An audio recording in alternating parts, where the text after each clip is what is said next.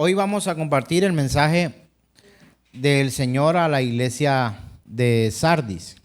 Vamos a compartir capítulo 3 de Apocalipsis del 1 al 6. Vamos a leer juntos, por favor. Dice la Escritura, la palabra del Señor. Y escribe al ángel de la iglesia en Sardis, el que tiene los 7 espíritus de Dios y las 7 estrellas. Dice esto: yo conozco tus obras, que tienes nombre de que vives y estás muerto. Sé vigilante y afirma las otras cosas que están por morir, porque no he hallado tus obras perfectas delante de Dios. Acuérdate, pues, de lo que has recibido y oído, y guárdalo. ¿Y qué más? Arrepiéntete, pues si no velas, vendré sobre ti como ladrón, y no sabrás a qué hora vendré sobre ti. Pero tienes unas pocas personas en Sardis que no han manchado sus vestiduras y andarán conmigo en vestiduras blancas. ¿Por qué? Porque son dignas. El que venciere será vestido de vestiduras blancas, y no borraré su nombre del libro de la vida. Y confesaré su nombre delante de mi Padre y delante de sus ángeles. El que tiene oído, oiga lo que el Espíritu dice a las iglesias. Amén. Yo creo que al leer la palabra hay algo que nos queda muy difícil que nosotros no hagamos. Y es tratar de identificarnos nosotros en el texto que estamos leyendo. ¿No le ha pasado? A mí me pasa muy frecuente. Yo leo la Escritura y cuando estoy leyendo la Escritura empiezo a mirar qué está pasando, cómo es, y si lo que está allí ocurriendo se parece a algo de lo que yo estuviera viviendo. Yo no sé si a usted le pasa este tipo de cosas. Pero lo que realmente debemos tener en cuenta es que el mensaje del Señor en muchas ocasiones ni siquiera está dirigido a nosotros de manera directa, sino que el Señor muestra su poder y su gloria cuando ha actuado sobre algunas comunidades y de hecho sobre algunas personas específicas. La tendencia nuestra es tratar de buscar los héroes de la Biblia para tratar de nosotros identificarnos con algunos de esos héroes. Si de pronto usted alguna vez ha tenido la osadía de querer parecerse un poco a David, de pronto, ¿verdad? O de pronto al apóstol Pablo con la predicación. Pero ¿cuántos se quieren identificar con Judas? Difícilmente nosotros tengamos la motivación para decir, no es que un personaje bíblico con el que te identificas, no, yo con Judas, eso es preciso. Yo dudo que usted haya tenido esta actitud. Entender que cuando el mensaje del que estamos hablando fue dirigido a una iglesia específica, tenemos que tener cuidado porque eran ellos los que estaban recibiendo ese mensaje y eran ellos los que se encontraban en ese estado. Pero algo que debemos rescatar nosotros en la lectura de la palabra, y es tener en cuenta, lo he dicho algunas otras veces, que cuando el Señor habla a su iglesia, pues tenemos todas las virtudes y credenciales para tratar de identificarnos con ella. No así cuando habló a un profeta y lo mandó a hacer alguna cosa. De hecho, muchas cosas extrañas que hoy de pronto no pudiéramos comprender en su totalidad. Pero cuando el Señor habla a su iglesia, usted prenda las alarmas, abra las orejas y busque la manera de poder mirar qué dice el Señor a su iglesia. Porque de seguro, hermanos, que el mensaje tendrá que ver con nosotros, porque hoy la iglesia del Señor sigue viva y vigente. Y Él sigue hoy hablando a su iglesia. Y no porque hayan nuevos profetas o nuevos apóstoles para poner un fundamento, porque el Señor no se olvidó de decir absolutamente nada. Y todo lo que tenía que decir lo dijo y fue consignado en su palabra. De hecho, que usted y yo creo que aquí hemos escuchado muchas veces que la palabra de Dios nos es suficiente y la revelación dictada pues no requiere de añadiduras en estos tiempos porque la palabra de Dios es perfecta y completa. Pero cuando usted escuche que el Señor habla a su iglesia, trate de no evitar identificarse con ella. Puedes identificarte libremente cuando el mensaje viene a la iglesia. Es una de las señales en las que usted y yo podemos tener claro para apropiarnos del mensaje. Y quizá usted diga, no, yo no me parezco de pronto a esta congregación, me parezco a esta otra. Y trata uno como que mirar en qué, a cuál de las congregaciones a las que el Señor habló, a las iglesias que el Señor habló en este mensaje de las 7 iglesias, usted y yo podemos estar. Lo más probable es que cuando encontremos una iglesia a la que el Señor reprende, lo más probable es que muchos de nosotros digamos, eso no tiene nada que ver conmigo, eso fueron ellos. Pero cuando ve cosas positivas, dice, no es que yo soy así como ellos que están ahí. Hoy quiero que abra su corazón, su entendimiento, para analizar las palabras del Señor, porque las palabras del Señor aquí en este mensaje es un mensaje demasiado fuerte y confrontante para nosotros. ¿Sabe cómo llamaba de alguna u otra forma los estudiosos reformados cuando empezaron a analizar el mensaje que le dio a la iglesia de Sardis? ¿Cómo fue llamada esta iglesia? En el libro del pastor John MacArthur, El llamado a reformar la iglesia, encontramos que él le colocó un título a esta iglesia y es La Iglesia Muerta. ¿Hace parte usted de la iglesia muerta? Seguro usted va a decir, no, ¿cómo se le ocurre, pastor? Yo no hago parte de la iglesia muerta, yo hago parte de la iglesia viva y muy viva, pero no nos identificamos con esto, pero seguramente habrán cosas que tendremos que mirar con cuidado para tratar no de hacernos como apropiarnos de que el mensaje realmente es completo, todo para nosotros, sino que se lo dijo a Sardis, pero es necesario que usted y yo estemos alerta con las cosas con las que el Señor pudo confrontar a esta iglesia. Y empezando por el principio, en el verso 1, cuando leemos, escribe al ángel de la iglesia en Sardis, entender que cuando dice al ángel que está en la iglesia en Sardis, están hablando de quien presidía esa congregación. Dicho de una u otra forma, del pastor o quien llevaba el mensaje en esta iglesia. Y dice, el que tiene los 7 espíritus de Dios y las 7 estrellas, dice esto: yo conozco tus obras, que tienes nombre de que vives y estás muerto. ¿Quién cree usted que es el que tiene los 7 espíritus de Dios y las 7 estrellas? Es el Señor Jesús. Es la persona de Cristo. Es la persona de Cristo la que está enviando este mensaje a esta iglesia.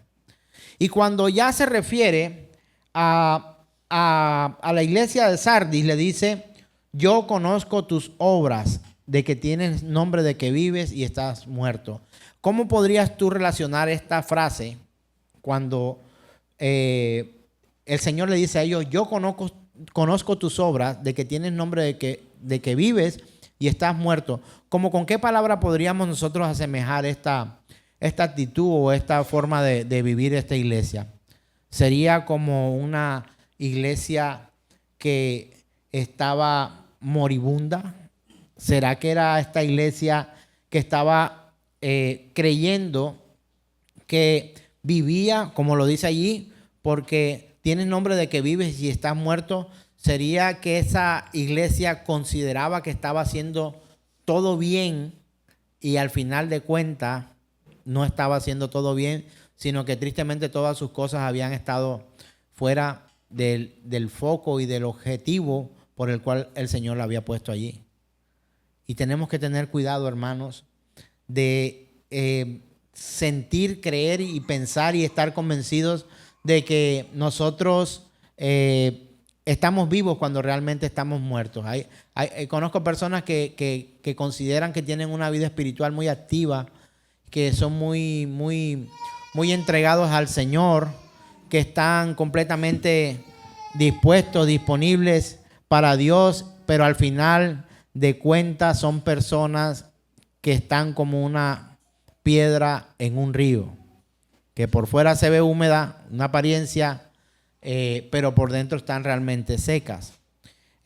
Haciendo un análisis de este mensaje, la iglesia de Sardis, o el mensaje de la iglesia de Sardis, es uno de los mensajes más solemnes y penetrantes de las 7 cartas en Apocalipsis, y que mientras otras iglesias estaban sufriendo porque eran perseguidas, mientras otras congregaciones estaban sufriendo porque eran lastimadas, porque eran iglesias que estaban haciendo la labor que Dios les había encomendado, y lamentablemente estas iglesias estaban sufriendo la persecución de frente. Encontramos esta iglesia, habían unos hermanos, o lo que parecían hermanos, estar muy tranquilos en sus laureles, como decimos nosotros aquí en el Caribe colombiano, dormidos en sus laureles y creyendo que estaban realmente dispuestos y disponibles para Dios. Y es algo que el Señor quiere que nosotros no caigamos en esa falsa realidad y creer nosotros que de pronto estamos viviendo realmente una vida devota al Señor cuando realmente nuestras vidas están alejadas del Señor. Hermano, ¿quién puede saber eso? ¿Puedo saber yo eso de su vida? Quizá, si lo veo, como decimos, mal parqueado por allí, podemos tener ciertos juicios para decir, te he visto mal, pero ¿conoce el pastor la vida de todos los miembros de la comunidad? Solo una parte, lo que se ve, y aquellos que pueden abrir su corazón y de pronto confesar algunos de sus pecados, o también confesar o dar a conocer sus virtudes y las características que pueden exaltar su permanencia y su membresía en la iglesia.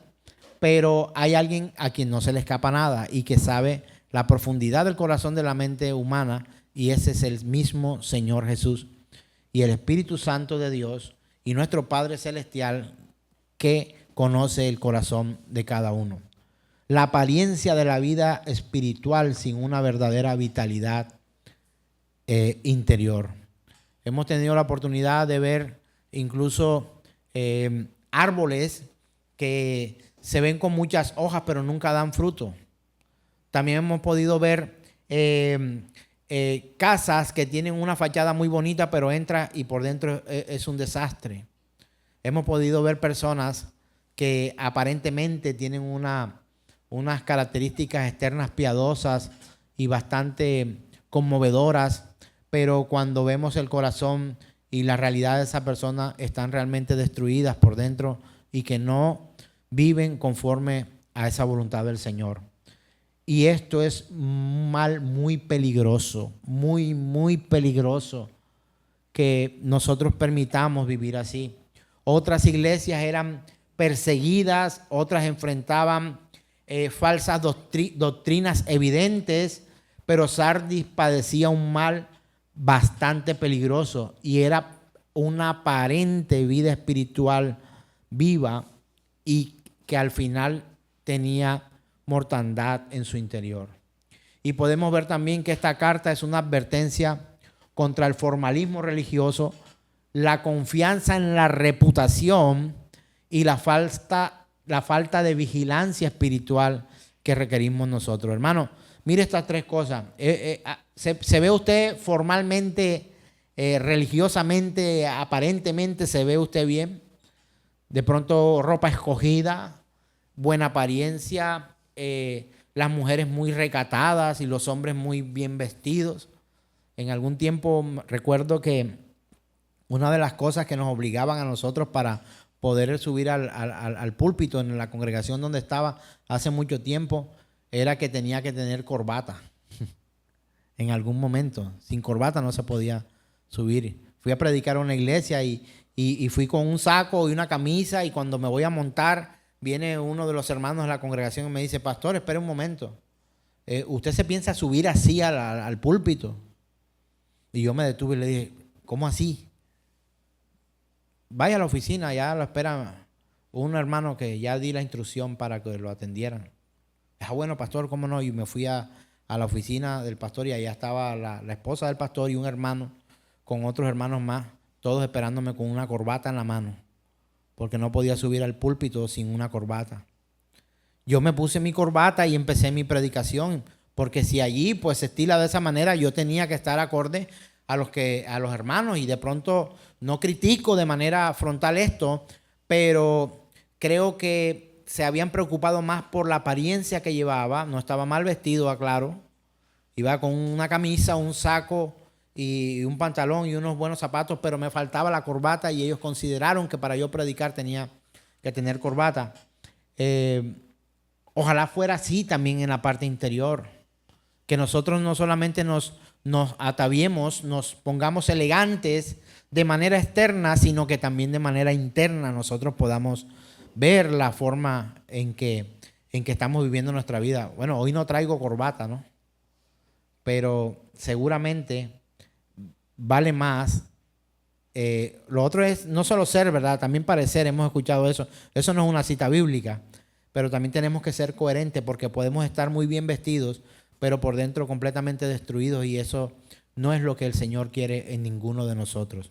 Y a veces hemos estado así. No sé si usted lo ha pasado. A veces hemos estado muy bien por fuera, pero por dentro destruido, y hay momentos de la vida, aún en un cristiano, un creyente verdadero, que puede experimentar esto, pero no puede ser siempre de esa manera.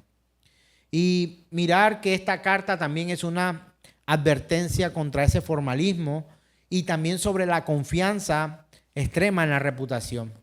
Debemos guardar nosotros una buena reputación, ¿cree usted, en esta congregación para con las personas de afuera? Pues yo creo que es importante, pero no se puede convertir en lo más importante, porque a veces somos luz en la calle y oscuridad en casa, y eso es terrible. Y la falta de vigilancia espiritual. En esta primera parte del mensaje de Cristo a la iglesia estamos viendo algunas generalidades de lo que era la iglesia de Sardis para entender todo el contexto. Algo que ocurría en el contexto histórico también. La ciudad tiene por nombre hoy Sardes o Sardis, todavía vigente, y es un destacado yacimiento arqueológico, aunque la parte, obviamente la parte de aquel tiempo también fue destruida por el tiempo y por todas las inclemencias del clima y todo lo que ha pasado, y por voluntad del Señor. También está situada actualmente en la provincia de Manisa, en Turquía, junto al pueblo de Sar. ¿Te has dado cuenta que Turquía es como un epicentro, que alrededor de ella casi estas congregaciones fueron dadas? Así vimos con la iglesia de Éfeso, la iglesia de Esmirna, ¿verdad? Alrededor de esa zona estaban ubicadas estas iglesias. Y Sardis fue la capital del reino de Lidia y una de las ciudades más ricas del mundo antiguo. Era famosa, ¿por qué? Por sus enormes riquezas, especialmente por el oro que se obtenía del río Pactolo, una ciudad llena de oro y de riqueza. También era una ciudad prácticamente inexpugnable, construida sobre una montaña aproximadamente de 450 a 500 metros de altura. De pronto el término que digo, inexpugnable, de pronto no es muy familiar, pero quiero explicarlo. Inexpugnable es un adjetivo que describe algo que no se puede conquistar. O sea, la iglesia estaba colocada literalmente sobre una loma, una montaña que impedía que fuera fácilmente accedida. Usted sabe que en aquel tiempo las conquistas, las invasiones, todo el mundo estaba peleando por tener mucho más territorio, y creo que todavía esa lucha está vigente hoy en nuestro mundo en el siglo XXI. Y también era una ciudad famosa por la fabricación de telas y prendas de lana de excelente calidad.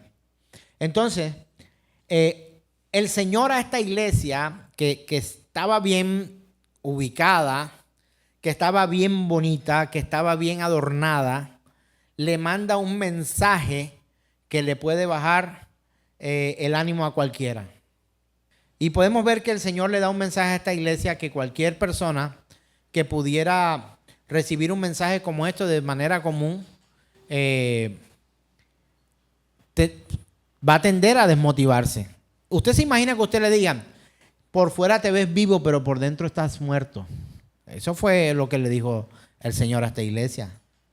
Y no se les hace familiar estas palabras del Señor a esa iglesia de Sardis, cuando el Señor le hablaba a los fariseos y le decía a ellos, le decía un término que era ofensivo y que ellos siempre quisieron matarlo cada vez que el Señor le decía así. No por una vez, en muchas ocasiones le dijo sepulcros blanqueados.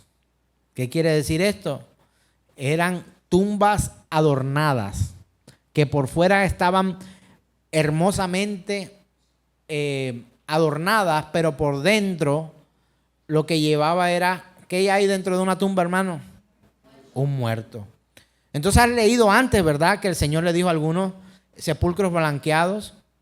¿Entendía usted de dónde venía este tipo de, por decirlo de alguna manera, de insulto? Porque un insulto, un agraviante contra aquellos fariseos, y era que aparentemente se veían muy bien presentados, pero por dentro les carcomía el odio, la maldad y una doctrina de error, apartados de Dios desde todo punto de vista. Encontramos también en la Escritura palabras como estas dadas por el Señor cuando dice: este pueblo de labios me honra, pero su corazón, ¿qué? Está lejos de mí. Y está describiendo algunas de las características también que la iglesia de Sardis tenía. Y Cristo se presenta a ellos en Apocalipsis capítulo 3, verso 1. Vamos ahora versículo por versículo, vamos a estudiar esto de manera expositiva. Leámoslo, por favor. Apocalipsis 3, verso 1 dice: escribe al ángel de la iglesia, ¿en dónde? En Sardis, el que tiene los 7 espíritus de Dios y las 7 estrellas, dice esto: yo conozco tus obras y que tienes nombre de que vives y estás muerto. Esto es terrible. ¿Cómo se presenta Cristo allí? Se presenta como Señor soberano. Dice: el que tiene los 7 espíritus de Dios y las 7 estrellas. No sé si a usted le surge la idea, ¿cómo así? Los 7 espíritus. Entonces, ¿cuántos espíritus hay?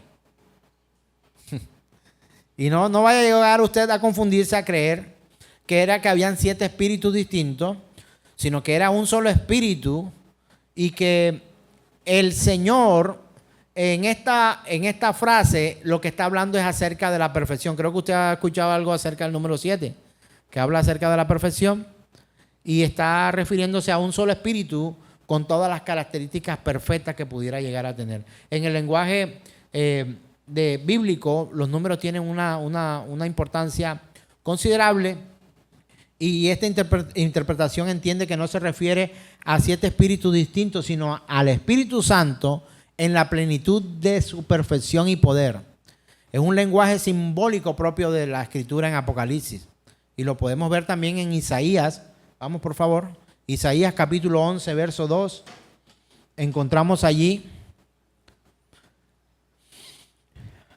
algo que el Señor había dicho antes a través del profeta Isaías, y dice: y reposará sobre él el espíritu de Jehová, espíritu de sabiduría y de inteligencia, espíritu de consejo y de poder, espíritu de conocimiento y de temor de Jehová el Señor. ¿De quién está hablando ahí, hermano? Está hablando del Señor Jesús mismo. Una profecía lanzada para poder identificar a aquel que era sabio, inteligente, consejero, lleno de poder, conocimiento, temeroso, y el mismo Señor presente en todo esto. O sea, que Cristo posee plenitud, posee en plenitud al Espíritu, y quien da vida a su iglesia.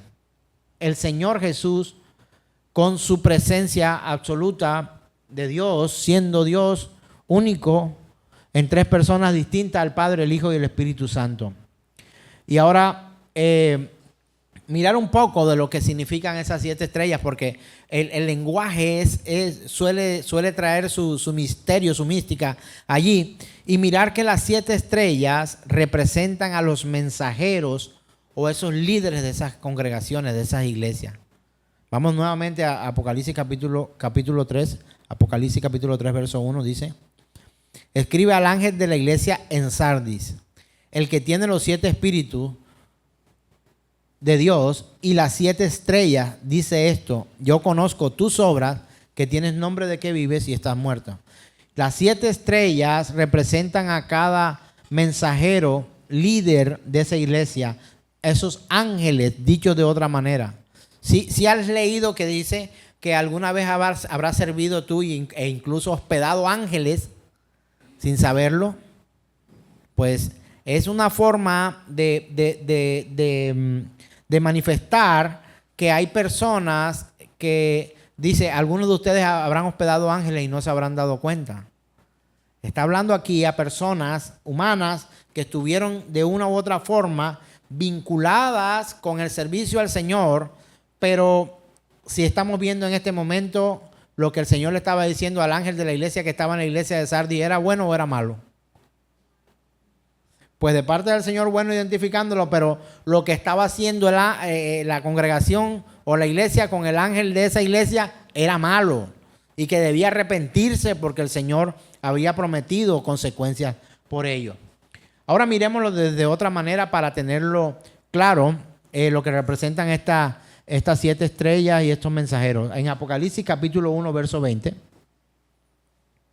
nos vamos un poco hacia atrás y encontramos la siguiente afirmación.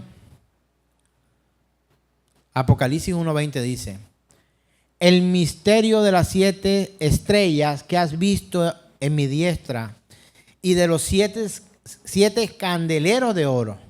Las 7 estrellas son los ángeles de las 7 iglesias y los 7 candeleros que has visto son las 7 iglesias. Entonces ya tenemos un argumento mucho más sólido para comprender qué es, gracias por la cita, qué es, para identificar qué es y quién es al que se refiere el Señor cuando dice las 7 estrellas y los 7 candeleros. Hemos leído esto y de pronto no comprendíamos el hecho de saber cuando hablaba de los 7 candeleros y las 7 estrellas, quién es quién hay en ese mensaje, porque a veces no podíamos entenderlo. Apocalipsis capítulo 1, verso 20 lo explica de manera clara. Él dice aquí: el misterio de las 7 estrellas que has visto en mi diestra y de los 7 candeleros de oro. Las 7 estrellas son los ángeles de las 7 iglesias y los 7 candeleros que has visto son las 7 iglesias. Ahora miramos también en Apocalipsis capítulo 3, verso 1, una afirmación tremenda cuando el Señor dice: yo conozco tus obras que tienes nombre de que vives y estás muerto. Ese es el diagnóstico del Señor acerca de la iglesia que estaba en Sardis. Hermano, no es que había un letrero afuera que decía iglesia de Sardis. No. La iglesia estaba en la ciudad de Sardis. Sardis es una ciudad. En aquel momento no estaba como ahora que nos identificamos: Iglesia Generación de Fe, Iglesia Bíblica del Señor Jesucristo, iglesia, diferentes nombres, ¿no? Pero en este mensaje el Señor estaba mirando lo más importante que el Señor, para el Señor era, y que era que no fueran creyentes solo de apariencia. Hermano, discúlpenme por este ejercicio que les voy a pedir que hagan, y a los hermanos que nos están viendo posteriormente en la transmisión, de pronto pueden mirar también a algunos de sus hermanos en la congregación donde van o donde estén. Pero yo quiero que ustedes que estén acá hagan un paneo de los hermanos que están acá. Yo aquí tengo la oportunidad de verlos a todos. Haga el ejercicio, mirar a otros hermanos que están acá. Mire para ver cuántos hombres, cuántas mujeres, es un joven, es adulto, es anciano. Bueno, hermano, usted los ve ahí bien sentaditos y todos nos vemos lindos. Pero la realidad de nuestro corazón, de nuestra mente y de nuestro espíritu, la conoce el Señor. La conoce el Señor. Podemos estar muy ataviados, muy bien vestidos, muy bien presentados, pero estar lejos realmente de la verdad que es en Cristo Jesús. El Señor había hecho como una radiografía a esa iglesia. ¿Por qué? Porque no solamente en este pasaje lo estamos viendo de manera literal, pero recuerda cuando hemos leído acerca de que el profeta Samuel fue enviado por Dios para elegir al nuevo rey de Israel. Recuerda que cuando él entró se encontró con un hombre tremendo, bien parecido, bien vestido, alto, fornido y lindo de apariencia, y dijo: ¿Qué más? Este es el rey que necesitamos nosotros acá. Y una de las cosas que fue reveladas allí y una enseñanza poderosa por parte del Señor es que el Señor no mira la apariencia, sino que mira el corazón. ¿Cómo está nuestro corazón hoy para con Dios? Hermanos, tenemos que ser serios y honestos nosotros. Algunos de nosotros en algún tiempo, bueno, o vamos a comentarlo como una anécdota externa, que llegué a conocer personas que iban a la congregación y decían, esta semana me va a ir bien. Y yo, ¿por qué te va a ir bien? No, porque es que yo estuve el domingo en la iglesia. Me parecían igual a aquellos, pásese por la Quinta Avenida en la ciudad de Santa Marta, entre 7 de la mañana y 8, y usted encontrará que todos los negocios tienen música, entre comillas, cristiana puesta ahí. Todos tienen música cristiana. Pregúntele por qué pone música cristiana en él. ¿Por qué cree usted que pone música cristiana? La respuesta es para vender más, para que entre la gracia de Dios ahí. Y luego de 9 a 7 de la noche que están abiertos, vallenato, reggaetón, tititán, la grosería, la no sé cuánto. Hermano, no podemos vivir de esa forma. La exigencia que el Señor hace para nosotros es mucho más que vivir solo de apariencia. Hermano, yo lo he experimentado muchas veces. En la vida cristiana hemos vivido momentos en los que tú y yo sabemos que estamos destruidos por dentro y que nuestra apariencia parece ser de que somos muy piadosos y muy espirituales, pero por dentro destruidos. ¿Alguien ha vivido eso alguna vez? Yo lo he vivido en muchas ocasiones a lo largo de toda mi historia cristiana, que data de allá del año 2003 hasta el 2026. En unos 23 años me he podido ver bien, pero por dentro completamente caído y destruido delante del Señor. Y el Señor está haciendo un llamado de atención a nosotros también. Cuando vemos este mensaje que Él lanza a la iglesia de Sardis, le está diciendo a la iglesia de Sardis, dicho en otras palabras, te ves muy vivo por fuera, pero por dentro estás ¿cómo? Estás muerto. Estás moribundo. Y digo moribundo y le puse el nombre a esta predicación moribundo es porque más adelante vemos que no solamente habían hermanos completamente muertos, sino algunos que se estaban muriendo y otros que estaban vivos, porque Dios siempre se guarda para sí un remanente. Este es el diagnóstico que el Señor dio de esta iglesia, pero entendamos que la apariencia no engaña a Cristo. ¿Usted se imagina esto, hermano? Tratar de estar en apariencia y tratar de engañar al Señor. Hermano, al Señor no lo engañamos. Él sabe cuál es tu calidad de ser creyente. Él sabe la importancia que tú le das a su palabra. Él sabe la importancia que tú le das a la fe. Pero eso se manifiesta con algunas acciones y actitudes que a veces tenemos nosotros, aún en contra de la misma congregación. El respeto por su palabra. Te encontrarás algunos, hablemos no solamente de la atención allí, encontrarás al que está jugando con el celular en medio de la prédica, te encontrarás con el que le importa llegar temprano o tarde. Igual la reunión dura 3 horas, yo para qué voy a llegar temprano. La actitud que se tiene. Esta mañana en nuestra escuela dominical hablábamos acerca de la cena del Señor, que no se puede tomar solamente como un memorial, como algo para recordar y ya, porque hermano, así recordamos a cualquiera de nosotros, pero recordar al que vive. Mira, nos acordamos de nuestros padres, a los que tenemos la desdicha de alguna forma de no tener a nuestros padres vivos. Nos acordamos de ellos. Pero es que usted y yo tenemos que entender que el Señor no está muerto. El Señor está vivo, el Señor te ve, hermano. El Señor es eterno, el Señor es soberano y es en el tiempo es eterno, o sea, sempiternamente, o sea, no hay fin para su vida ni tiene principio. Lo que tú haces, lo que tú demuestras realmente ante su palabra y ante la verdad del Señor expresa. Hermano, yo sé que usted va a responder rápido porque estamos hablando de de situaciones que nos pueden llevar a estar muertos espiritualmente. Pero si yo le pregunto a usted, si usted tiene reverencia cuando la palabra de Dios es expuesta, ¿cuál es la respuesta rápida que usted me va a dar a mí? Usted va a decirme a mí que sí, hermano. Pero algunos de ustedes se duermen quizás en la predicación. Si la palabra de Dios es realmente importante para ti, tú no solamente la abres aquí, la estudias, la buscas, confías en la palabra de Dios, te ilustras.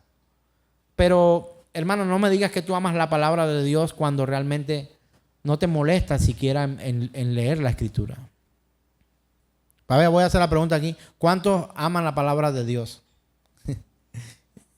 Si fuéramos carismáticos pentecostales, hubiéramos gritado todos, amén. Aleluya, pastor. Vive, Él es el que vive. Gloria a Dios. Aleluya, hermano.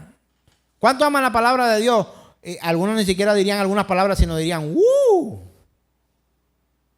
porque así somos, hermano. Pero ¿amas tú la palabra de Dios? A tal punto de escudriñarla, de meditar la palabra, de estudiarla, de buscar lo que no entiendes, de estudiar la Escritura con tus hermanos, de sentarte a profundizar en la palabra. O sea, si tú haces eso, entonces podrías tener algunas características de los que aman la palabra. Pero hermano, pero si usted no hace eso, usted no me diga a mí que ama la palabra, pero lo siento mucho, pero usted no ama la palabra de Dios. De pronto a usted le gusta oír prédicas, porque escucha a través de un predicador quizá buenos consejos o buenos puntos para la vida. Porque de pronto hasta nos acostumbramos a eso. Si tengo problemas en el matrimonio, 5 pasos para arreglar mi matrimonio. Espectacular, este es el mensaje que yo necesito. ¿Crees tú realmente que en 5 pasos vas a arreglar tu matrimonio? Alejado de la verdad de la palabra de Dios. Es muy difícil, hermano. Y créame, yo lo he intentado alguna vez. No es posible. ¿Cómo arreglar tu vida sexual en 3 simples pasos?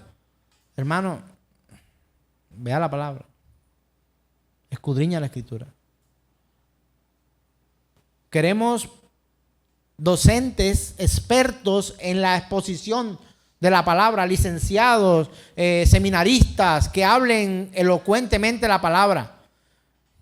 ¿A usted no le gusta que le predique a alguien así? Seamos honestos, vamos a hacer aquí el ejemplo. ¿A usted sí le gusta que alguien que viene a predicar la palabra prepare la palabra, estudie la palabra, viva la palabra y que cuando lance la palabra utilice la pedagogía correcta para que usted entienda la palabra de Dios? Sí, ¿verdad? ¿Y tú por qué no te preparas así también para que tú también tengas el mensaje y la palabra y la puedas comprender de tal manera? No, porque es que ese no es mi trabajo, ese es el trabajo suyo, pastor. Y yo lo entiendo, mi labor y mi deber es predicar el mensaje de la manera correcta. Pero usted tiene una gran responsabilidad con la palabra del Señor. La apariencia no engaña a Cristo. Dígalo conmigo. Aquella iglesia de Sardis tenía prestigio y quizá podía ser numerosa. Una iglesia que tiene prestigio, hermanos, congregaciones pequeñitas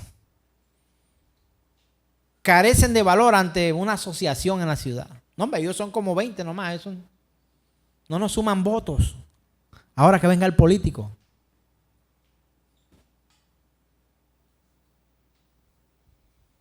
O cuando usted se encuentra con un pastor, ¿cuántos miembros hay en la congregación suya, hermano?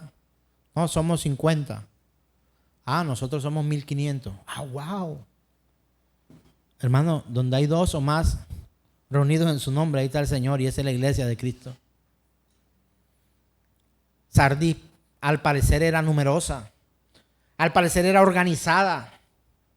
Al parecer era respetada, activa y con programas exitosos. Pero ¿sabe cuál era el problema? Tenía activismo, pero por dentro estaba muerta. Cristo declara que esa apariencia ocultaba una realidad distinta. Entonces, un comentario de Juan Calvino, él comentó lo siguiente, dice: Dios no juzga según la fama de una iglesia, sino según su verdadera condición espiritual. Recuerdo que hace un par de años se acercó alguien acá a la congregación, preguntó por mí, entró, se sentó, estuvo en la reunión Y luego que se acaba el mensaje, se me acerca y me dice, oiga, pastor, ¿y dónde queda Generación de Fe? Y yo, hermano, aquí, no, pero la otra, la iglesia, la grande. Y yo, ¿cómo así? No, donde está, él utilizó el término templo, que no, hoy no tenemos templo, son casas de oración. Y él decía, no, donde está el templo, el grande, donde usted predica y que yo veo en las redes sociales. Hermano, siempre hemos estado aquí. No puede ser. Si yo veo las transmisiones de ustedes por Facebook, Instagram, no sé qué, y por YouTube, y esa iglesia es grande. Y hermano, no, nunca hemos sido grandes. Grande es el Señor. Somos una comunidad pequeña. No, pero es que, oye, y entonces lo que yo vi, no lo viste. Te lo imaginaste. Ese hermano no volvió más. Él creyó venir a una congregación gigante, una macroiglesia, o mega iglesia, como le llama. Y de alguna manera su elogio se transformó, no podría decir ofensa porque la verdad no me ofendió, pero su actitud fue como despreciar las cosas por el tamaño y la cantidad y los lugares de reunión. Hermano, puede haber un lugar maravilloso, bello, con pantallas, con todo lo que pudiera tener, sillas, tipo teatro, entradas, parqueaderos para 1000 carros, no sé lo que tú quieras, pero si la palabra de Dios no es predicada allí, eso no engaña al Señor. Ahora, no tengo absolutamente nada en contra de las congregaciones grandes, no, ojalá fuéramos nosotros más grandes en el aspecto del espacio donde nos reunimos. Gloria al Señor. El pastor que diga que no quiere un lugar de reunión con todas las comodidades, pues yo creo que miente. Pero, hermano, no es lo más importante que nosotros pudiéramos luchar para poder tener. ¿De qué vale una congregación gigante con todas las comodidades y no está el Señor allí? Que su palabra pase en segundo plano y el resto sea show y espectáculos. Usted las conoce. Y así son tristemente. Mis queridos hermanos, esta es primera parte de la iglesia, el mensaje de la iglesia de Sardis que el Señor le entregó, el mensaje de Cristo a su iglesia en la iglesia de Sardis. Y ojalá nosotros pudiéramos dar continuidad a este mensaje, porque estoy completamente seguro que esto nos va a llevar a nosotros a poder comprender de las verdades de Dios, la forma en que nosotros debemos vivir y cohabitar juntamente con la iglesia de Cristo. Porque una cosa es que tú hagas parte de la iglesia de Cristo y otra es que tú vengas donde se reúne la iglesia de Cristo. Amén. Más allá de la apariencia, mis hermanos, el Señor mira el corazón. A Él sea la gloria por los siglos de los siglos y decimos amén, amén y amén.